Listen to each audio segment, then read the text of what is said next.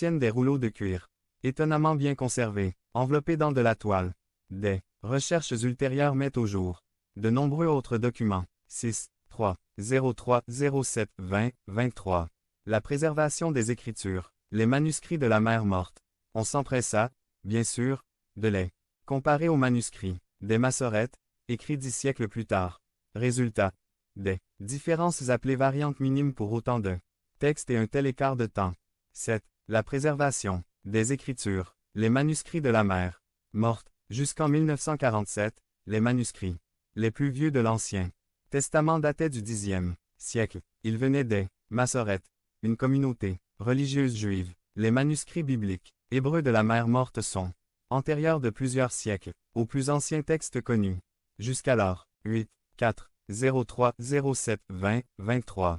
La préservation des Écritures. Un exemple, le texte d'Ésaïe, écrit en 700 AV, JC par Ézé, manuscrit de la mer morte, datant de 100 AV, JC, manuscrit hébreu, complet, l'an 1000, AP, JC, Bible, d'aujourd'hui. 9. La préservation des Écritures, les traductions. Le texte hébreu de l'Ancien Testament a été traduit en d'autres langues dès le IIIe siècle avant Jésus-Christ. Version grecque des Septante. D'autres traductions en grec, en latin, en araméen, en syriaque, en copte ont été faites. Avant Jésus-Christ ou dans les premiers temps de l'ère chrétienne, nous possédons un grand nombre de manuscrits, complets ou fragmentaires de ces différentes versions. 10, 5, 03, 07, 20, 23. La préservation des Écritures, les traductions. Les plus anciens sont 2 fragments de papyrus grec, contenant quelques versets du Deutéronome, le Codex Vaticanus manuscrit de toute la Bible du IVE accent grave siècle de notre ère, et le Codex Sinaiticus même. Époques sont les plus anciens. Manuscrits de tout l'Ancien Testament des Septante, comportant cependant des lacunes. 11. La préservation des Écritures, les traductions. L'intérêt de ces versions, c'est qu'elles nous permettent de retrouver à quelques détails près le texte hébreu dont se sont servis les traducteurs. Elles constituent donc un autre moyen de remonter vers le texte original. 12, 6, 03, 07, 20, 23. La préservation des Écritures, les traductions. C'est particulièrement vrai de la version des Septante, non seulement parce qu'elle est très ancienne, mais aussi parce que la plupart des citations de l'Ancien Testament dans le Nouveau sont d'après les Septante. 13. La préservation des Écritures, les traductions. Parmi les autres traductions de l'Ancien Testament, la plus connue est celle qui a été faite par Jérôme en latin début du VE accent grave siècle. C'est la Vulgate, qui remplaçait d'anciennes versions latines et qui est devenue la version officielle du catholicisme. La Bible est de loin mieux préservée que tous les anciens livres dont on ne met pas l'authenticité en cause. 14, 7, 03, 07, 20, 23.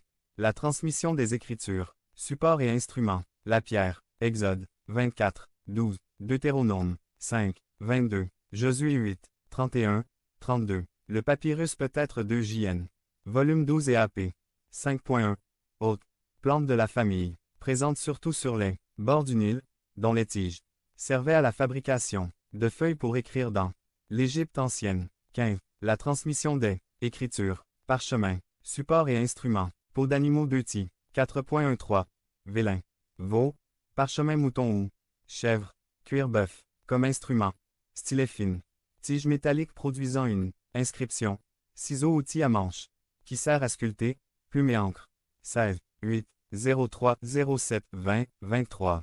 La transmission des Écritures. Processus. Pour recopier le texte de l'Ancien Testament, les copistes juifs comptaient le nombre de lettres de chaque livre recopié et savaient quel devait être le verset et la lettre du milieu. Si une erreur importante apparaissait lors du comptage des lettres, le copiste détruisait immédiatement son ouvrage pour le recommencer. 17. La transmission des Écritures. Processus. Si un copiste avait des doutes sur une lettre ou un mot, il le recopiait néanmoins tel quel en ajoutant une note en marge. C'est ainsi que le texte de l'Ancien Testament que nous possédons est tout à fait fiable et digne de foi.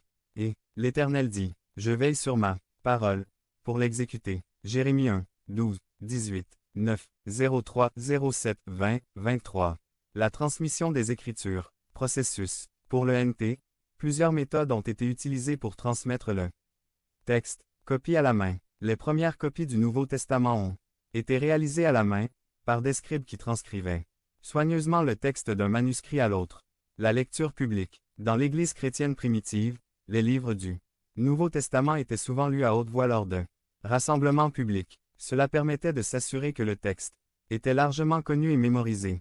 19. La transmission des Écritures. Processus. La mémorisation. De nombreux chrétiens de l'Église primitive mémorisaient de larges portions du texte du Nouveau Testament. Cela a permis de préserver le texte et de le rendre accessible aux personnes qui n'avaient pas accès à des copies écrites. La traduction. Le Nouveau Testament a été traduit dans de nombreuses langues, ce qui a permis de diffuser son message à un public plus large. 20. 10. 03 07 20 23. La transmission des Écritures. Processus. Le processus de transmission du texte du Nouveau Testament n'était pas parfait et il existe des différences entre les différents manuscrits qui subsistent aujourd'hui. Toutefois, le texte global du Nouveau Testament est remarquablement bien préservé et les chercheurs sont en mesure de reconstituer le texte original avec un haut degré de précision. 21. La transmission des Écritures. Canon. C'est l'ensemble des livres qui ont été reconnus par l'Église comme étant inspirés de Dieu et qui, par conséquent, doivent faire partie de la Bible.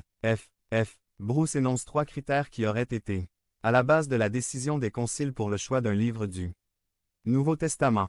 L'inspiration d'un livre, sa valeur intrinsèque et son autorité apostolique. 22. 11. 03 07 20 23. La transmission des Écritures. Canon. Les livres de l'Écriture n'ont pas été rendus canoniques par un acte d'un quelconque concile, mais le concile a donné sa sanction au résultat de longues et minutieuses recherches sur les livres qui étaient réellement d'autorité divine, et a exprimé les décisions universellement acceptées par l'Église. 23. La transmission des Écritures. Canon. Le canon de l'Ancien Testament est